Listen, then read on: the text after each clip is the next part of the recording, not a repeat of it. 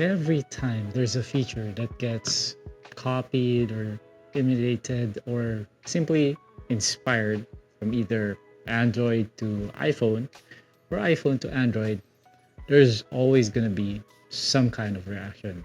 And that is the case when iPhone first came out with a feature called the Dynamic Island, which utilizes the cutout for the front facing camera in order to show a little more information. And then few months later, realme comes out, this phone right here, the realme C55, and it came with a feature called the capsule, which looks very, very similar to the dynamic island on the iPhone. Let's talk about that.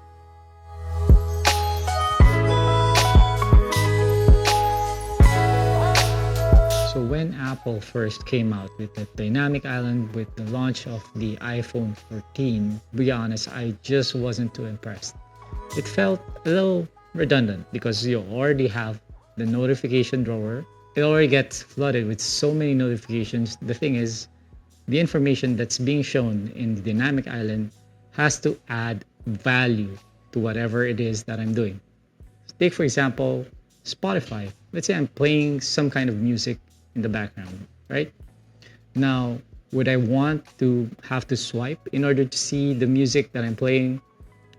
Could be, but it would be nice to show the title of the song when it switches, right? Another example would be when I'm using a navigation app like Waze or Google Maps and I'm supposed to make a turn or there's some kind of warning and I have it in the background, then it would be nice to have additional information just pop up on the screen. In the case of the realme C55, it's still a developmental feature and you actually have to go to options and then realme lab. Now there are only three instances or three use cases where this mini capsule is being used. Number one, in order to display battery information. Number two, in order to display your step counter. And lastly, in order to display the data usage when you're on mobile data. I would say that there's not a lot of information there that cannot be displayed on the notification drawer. I'm gonna admit that the animation does look nice, but on the flip side, I am reminded that there's actually a hole there where the selfie camera is supposed to be, and I'm not sure I like to be reminded that there's a hole in the middle of the screen. When Apple came out with the Dynamic Island, they had a very, very large use case in mind, and they were able to maximize that space. The iPhones typically have much larger notches than Android phones, right? So, what better way to mask that very, very visible notch than to use it to display additional information? I'm guessing that's how the dynamic island was born. However, in the case of Android phones that have typically smaller notches, they don't necessarily need to occupy that space and be reminded that there's a notch. I mean, just look at this. The notch here is very, very small. It's just like a dot in the middle of the screen. And when I'm using it, it kind of sort of disappears into the background. So if there's some kind of animation there, it would remind me that there's actually a notch. Now, on the flip side, it actually shows that competitors are paying close attention. Maybe this is a sign that we've hit a plateau in terms of Android smartphone development or smartphones in general. But at the end of the day, I have to admire the effort that realme is putting into enhancing the overall user experience. And I would also rather have a choice rather than having one product or one manufacturer have a monopoly on a feature such as the dynamic island, assuming it's not patented, right? I just find it a little strange that realme decided to first roll out this feature on an entry-level phone such as the realme C55.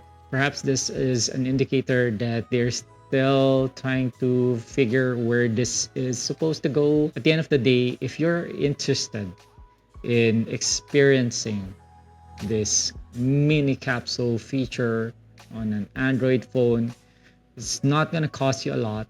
Retails for only 8,999 pesos for the 8 plus 256 gig. It can also go as low as 6,700 pesos for the 6 plus 128 gigs. It runs on the MediaTek Helio G88 platform, which is not exactly my first choice for 2023. It is starting to show its age. You also get a 90 hertz IPS LCD display, 5,000 milliamp hours of battery that charges at 33 watts, and also that nice 64 megapixel camera. We're going to be projecting some sample photos and videos so that you can get a taste of what this phone is capable of capturing.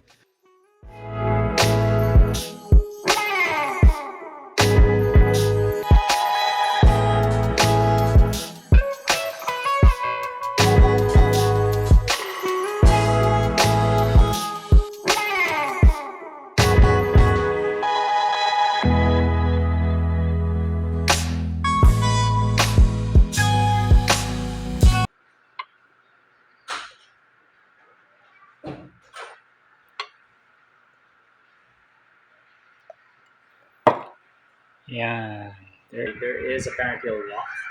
You have to put this in.